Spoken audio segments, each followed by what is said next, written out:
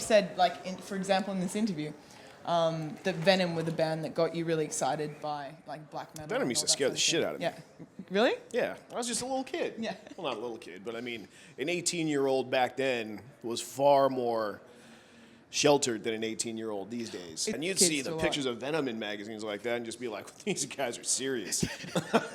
I've been walking around sort of talking to a lot of the bands on the tour, and a lot of them are quite scared of you, which is kind of a funny thing to cultivate. I don't smile that often, but I just catch me at the right time. But it's a healthy thing to cultivate, because people don't fuck with you.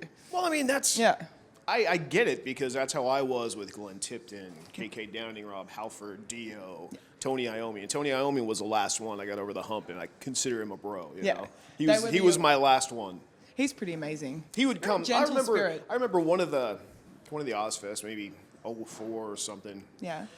And we were on that, and, you know, Sabbath was on it, and, you know, I opened my door, and Tony's walking down the hall. I'm like, hey, Tony. You know, I couldn't even talk to him. Why do you think you guys are kind of stuck, cut through? You know why? Because we're scary. Yeah, you are scary. You know, people sit there, well, we better not say anything bad about them, they might kill us. Do you feel like that's kind of creating the mystique you want to create? Yeah, well, you know, you want to create, you want to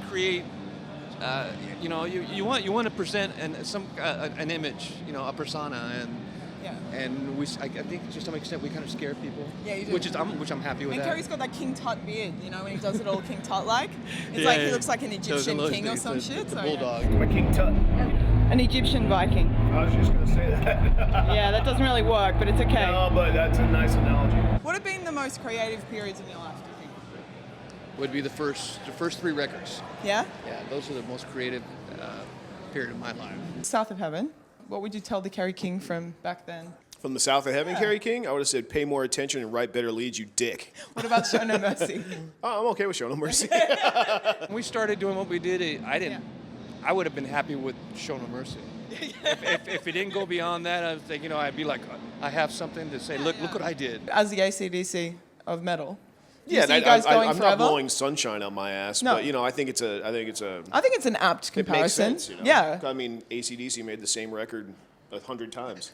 That's and it's kind of still what we awesome. do. I don't think there's anything wrong with being the AC/DC of thrash, and I think that's what we are. Absolutely. You know, people like us for what we do, and I'm good at making that kind of music, so why should I veer in a different direction? I remember my memories as being a fan, like when Judas Priest made some turns that they probably shouldn't have.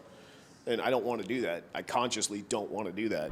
Slayer has always stayed true to what they do, you know, which is a very reassuring, comforting thing. It's like a chicken pot pie that's not too hot. You know, when you make a chicken pot pie, you first pull it out, you're so hungry, you just stick it in your mouth and punch the shit out of your mouth. It's like a chicken pot pie that sat for like maybe 6 minutes, so you can actually eat it without blistering the top of your mouth. I think people in general think they have to grow up. And by growing up, change your musical taste. I mean, aside from changing my look and looking like a convict, you know, I've pretty much been the same dude for 30 years, making, you know, the same kind of music. I like it, you know. I'm still a metal kid. You look at my iPod, you won't be surprised at what's in there. If it wasn't for Slayer, hardcore bands would have never started morphing into metal bands. And I think, you know, there were bands I was saying earlier about Agnostic Front and Cro-Mags when the metal started to come in. But during my generation, so the early 90s, bands like Earth Crisis, for example, were one of the first people to really, like, bow down to Slayer and start bringing in those metal riffing in between the chuggy hardcore stuff. So they're kind of responsible. I think that it was tons of bands that worshipped at the altar of Slayer that helped morph the crossover style. What was Dime like? I mean, I've heard a bunch of Dime stories over the years. See, he respected me so much. I didn't get the brunt of any Dime jokes, you know.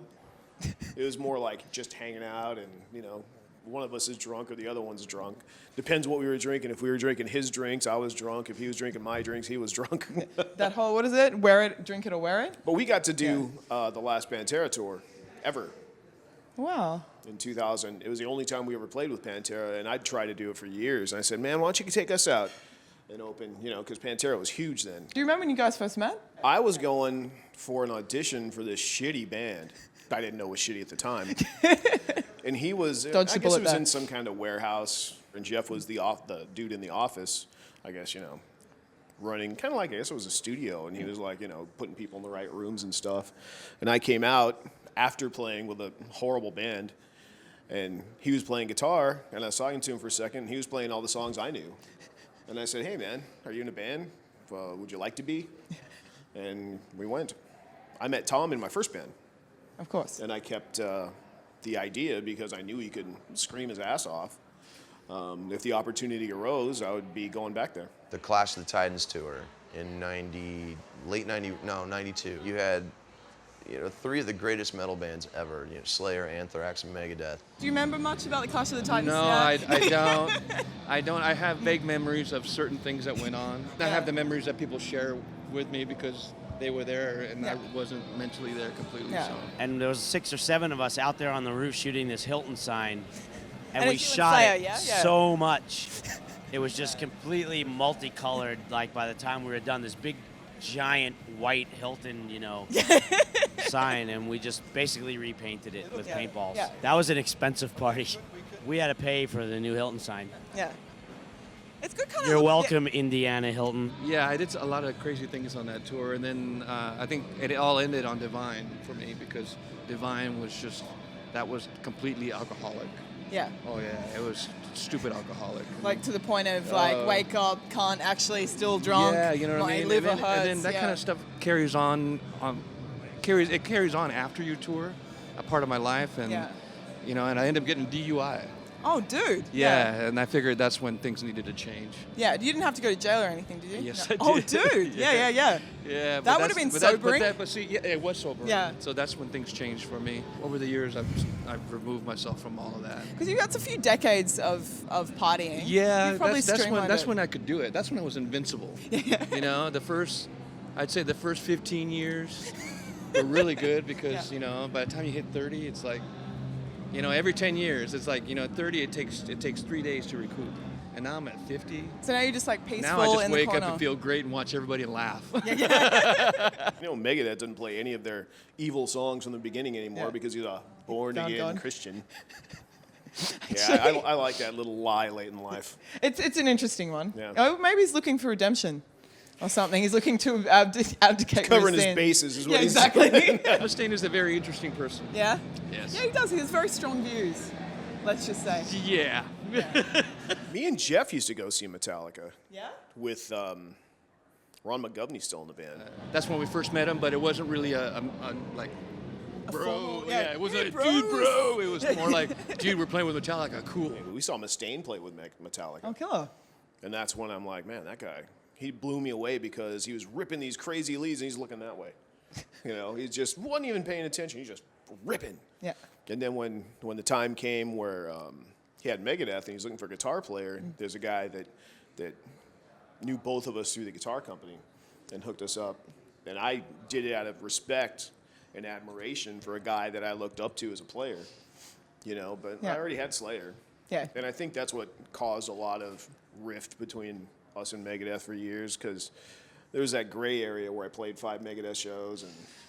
But I just thought, to me, it was like, if somebody sees me, they know I'm in Slayer, so I'm actually doing something good for Slayer. Exactly. That's kind of what I did with the Beastie Boys thing I did. Yeah? I'm like, this is going to be on MTV. We're not going to be on MTV for years.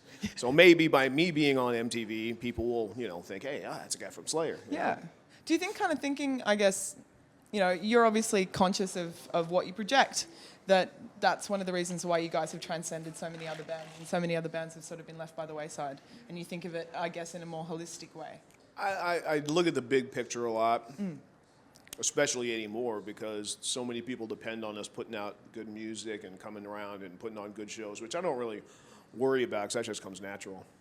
But I definitely, think about shirts, think about backdrops.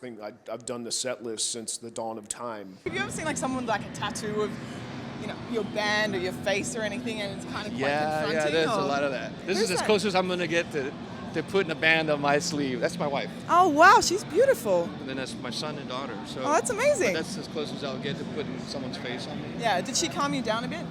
Yeah, she Yeah. did. Well, they did. So, Kerry, tell us about your favorite tattoo. The newly named Kronos. Indeed. It's Paul Booth, obviously. And I got that right when my wife and I started dating. So that would have been like 2001, 2002. And I had an idea just have, you know, a face looking out the back of my head, not like eyes in the back of my head or anything, 'cause everybody's done that. But, you know, I thought it'd be cool to have one of Paul's demonic faces peering out of the back of my head. And that one, like he sketched something out with a red Sharpie or whatever he uses. And I said, why don't you change the expression? And then he gave it more of a kind of a deranged, evil look. And I'm like, that's it, go. How did you propose to your wife? She told me we were getting married and we went to Vegas. Awesome. That's rock and roll. Pretty much. Excellent. That's a heavy metal way to do it. Yeah. My wife's hardcore, That's as you can imagine. On the inside, God Hates Us All. That wasn't Paul Booth. But that was one where my original guy that did all my tribal, I called him up and I said, I got this great idea. Well, but God hates us all on the inside of my arm. So when I show it to the crowd, you know, then you can read it and it's big enough to where you can see it from anywhere in the building. And then after I did that, I just turned Paul loose on the rest of the arm. And Paul's so funny, you know, 'cause he's my friend first. Yeah. And every time he starts to do something creepy, he's like, hey man, you okay with this? You okay with this? I'm like, Paul, it says God hates us all on the inside of my arm. I don't think you're going to offend me. He had Jesus with his eyes getting poked out by his crown of thorns. And there's some demon guy kind of puking on him. And then up here, this is the last thing he did, the cross. And he's like, I'm thinking about putting a cross, you know? And this is after he did hang on, Yeah. Yeah, right. the 666. And he's getting ready Just to to balance it ready to put the cross in. He's like, it's okay. I'm like, Paul, come on. You know me. Listen to what I write, you know. He's just so polite. What's been your favorite tour? Chile is where I'm from. Yeah, I was awesome. born there, yeah. And we played in Viña, which is the city I was born in. And I was presented with the keys to the city. Dude, Yeah, that's it was so really badass. That to me was really, really cool. It's That like- was a special moment, I think. What's the meaning of life, Tom? What's the meaning of life? Yeah. If you watch The Meaning of Life by Monty Python, at the end of the movie they give you the answer to the meaning of life. So it's It's all actually a good. pretty good one.